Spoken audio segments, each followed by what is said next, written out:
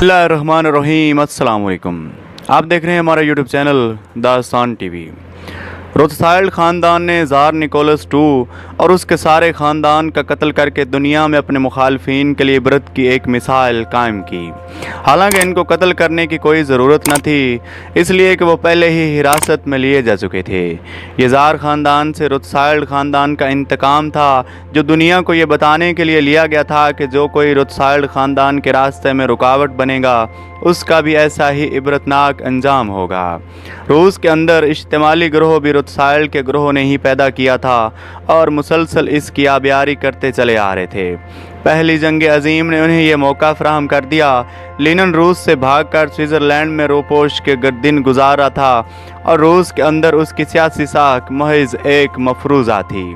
ये बात तारीख़ के सीना पर रकम है कि लिनन रूसी अवाम की ताकत से नहीं, बल्कि एक बैनुल-अक़वामी साजिश जो रोथसाइल्ड के सरमायादार और उसके जर्मन खुफिया पुलिस की इनफरादी क़ुव्वत ने परवान चढ़ाया के नतीजे में रूस आया और उसी के नतीजे में ज़ार रूस का तख्ता उलटने में कामयाब हुआ।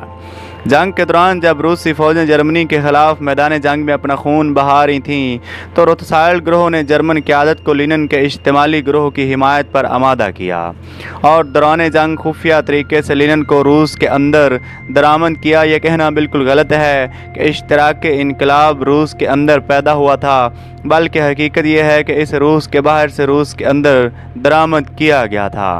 लिनन की सिक्योरिटी के लिए लिनन के इर्द गिर्द जर्मन खुफिया एजेंसियों के अहलकार सादा लिबास में तैनात थे। लिनन की मदद के लिए आम अंदाज़ों के मुताबिक 50,000 के करीब गैर मुल्की गोरिल्ले रवाना किए गए, जो इनकलाबियों के रूप में रूसी अवाम को जंग और ज़ार रूस के ख़िलाफ़ बरंगीसा कर रहे थे। ये सब तनख्वाहदार लोग थे।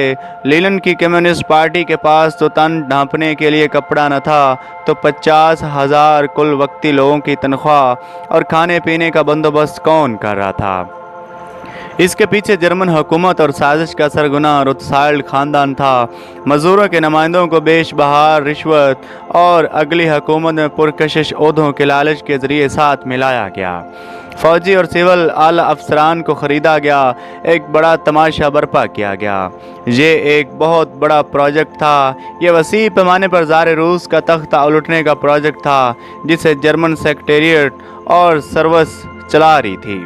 जर्मन हुकूमत और आलमी सिहोनी रहनुमा रोथसाइल्ड इसके लिए सरमाया फराहम कर रहा था।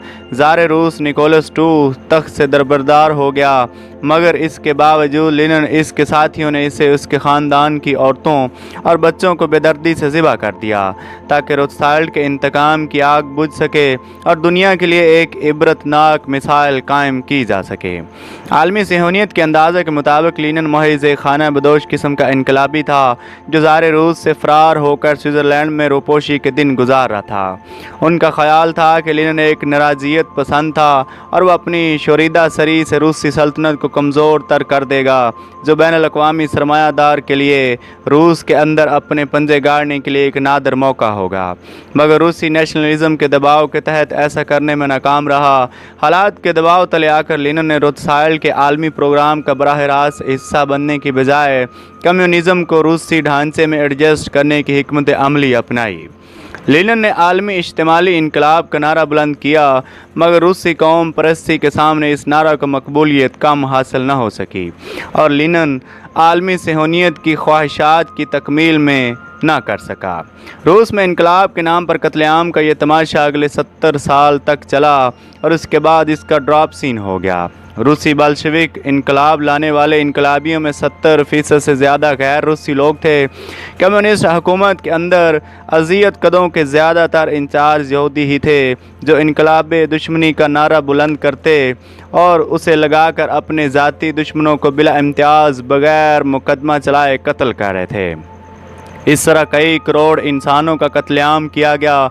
करोड़ों इंसान साइबेरिया के यखबस्ता बर्फीले इलाकों में कैद कर दिए गए, जहां इन्होंने सिसक सिसक कर दम तोड़ दिया। आलमी शहरत याफ्ता रूसी अदीब सोल्ज़ेनिसिन लिखते हैं अपनी किताब में वॉल्यूम 2 में पूरी वजाहत के साथ तहरीर किया है कि बल्शविक रूसी इनकलाब को लाने और कंट्रोल करने वालों में एक बहुत बड़ी तादाद गैर रूसी अफराद की थी और उनमें से 75,000 से ज़्यादा लोग यहूदी थे। इसने کمیونسٹ بیگار کیمپوں کے کرتا دھرتا افراد کے بارے میں بتایا کہ ان کے سب انچارج یہودی النسل تھے۔ ان کے نام ایرن سولٹس اور یعقوب ریپیوٹ تھے، اور اس کے علاوہ لازار گوگان، مارٹوی برمن، گنرخ یاگوڈا اور نیفٹلی فرینکل تھے۔ ان لوگوں نے ان بیگار کیمپوں کے اندر عیسائی اور دوسرے غیر یہودی لوگوں کو چن چن کر مارا۔ ان مارے جانے والے یا سائبیریا بدر کیے جانے والوں میں ایک بڑی تعداد مسلمانوں کی بھی تھی۔ ان بیگار کیمپوں میں مارے جانے والوں کی تعداد 10 کروڑ کے قریب بیان کی جاتی ہے، جو یہودیوں کی اس تعداد سے کہیں کم ہے جو نازی جرمنی میں مارے گئے تھے۔ یہودی جرمن ہولوکاسٹ کا اتنا شور مچاتے ہیں تو روسی ہولوکاسٹ کے بارے میں کیا خیال ہے، جس کی سربراہی یہودی کر رہے تھے؟ 1991 میں سیاسی گٹھن اور معاشی بدحالی کے خلاف اٹھنے والی عوامی بغاوت اور انسانی رد عمل کے نتیجے میں کمیونسٹوں کا بیانہ اور ہوا نظام داخلی انتشار کا شکار ہو کر بکھر گیا۔ 6 نومبر 1991 کو روس کے اندر کمیونسٹ پارٹی پر پابندی عائد کر دی گئی۔ ایک بڑی عوامی بغاوت اور انسانی رد عمل کے نتیجے میں کمیونسٹوں کا بنایا سوویت یونین 26 دسمبر 1991 کو ٹوٹ کر 15 حصوں میں تقسیم ہو گیا۔ اب ہم آپ کو بتاتے ہیں کہ امریکی خانہ جنگی اور ابراہم لنکن کا قتل کیسے ہوا۔ امریکہ ایک ابھرتی ہوئی عالمی طاقت تھی اور وہاں پر بڑی غالب اکثریت عیسائی مذہب سے تعلق رکھنے والوں کی تھی۔ عالمی صہیونی سرمایہ داروں کو اس بات کا شدید خطرہ تھا کہ اگر یورپ سے باہر امریکہ جیسی بڑے وسائل کی مالک ایک عیسائی ریاست وجود میں آ گئی تو اس کی عالمی بادشاہت کے لیے خطرے کی گھنٹی بج سکتی ہے۔ اس خطرہ سے نمٹنے کے لیے عالمی سرمایہ دار صہیونیت نے ایک طے شدہ منصوبے کے تحت امریکہ کو 2 متصادم ممالک میں تقسیم کرنے کی سازش کی۔ اس مقصد کے لیے امریکہ کی جنوبی ریاستوں کو مرکزی حکومت کے خلاف بھڑکایا گیا اور وہاں ایک خون ریز خانہ جنگی شروع کروائی گئی جو تقریباً 4 سال تک جاری رہی۔ یہودیوں نے اس خانہ جنگی کو طول دینے کے لیے دونوں فریقوں کے اندر اپنے ایجنٹ داخل کر دیے تاکہ خانہ جنگی کی آگ بجھنے نہ پائے۔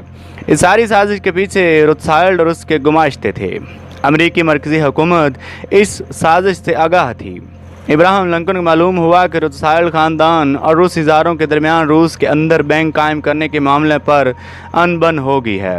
روتھسائلڈ روس کے اندر اپنا بڑا مرکزی بینک قائم کر کے وہاں سرمایہ کی منڈی پر قبضہ کرنا چاہتا تھا، جس کی زار روس نے اجازت نہ دی۔ اس بنا پر روتھسائلڈ اور زار روس کے درمیان ان بن تھی۔ ادھر امریکہ کی مرکزی حکومت نے جنوبی ریاستوں کی باغی فوج کے قدم اکھاڑ دیے۔ اس پر روتھسائلڈ خاندان نے فرانس اور برطانیہ کو اس بات پر آمادہ کیا کہ وہ امریکی مرکزی حکومت کے خلاف جنوبی ریاستوں کی امداد کے لیے جدید اسلحہ سے لیس فوج روانہ کریں۔ ان حالات کے اندر ابراہم لنکن نے روس کے زاروں سے رابطہ کیا۔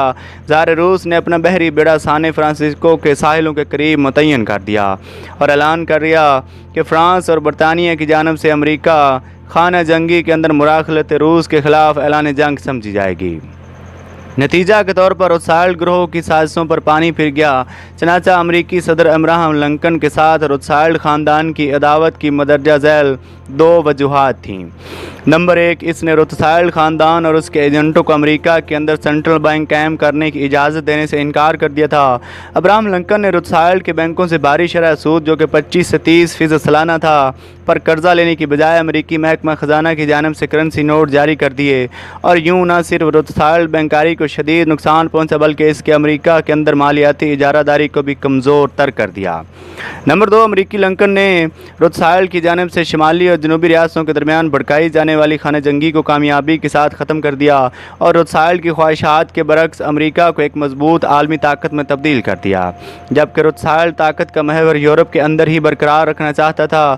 روتھسائلڈ خاندان کی ایک سوانح عمری کے اندر اس بات کی نشاندہی ملتی ہے کہ بین الاقوامی بینکنگ اور سنڈیکٹ روتھسائلڈ گروپ نے ریاست متحدہ امریکہ کو تقسیم کرو اور قابو میں لاؤ کی حکمت عملی کے تحت شمالی اور جنوبی ریاستوں میں تقسیم کرنے کی منصوبہ بندی کی تھی۔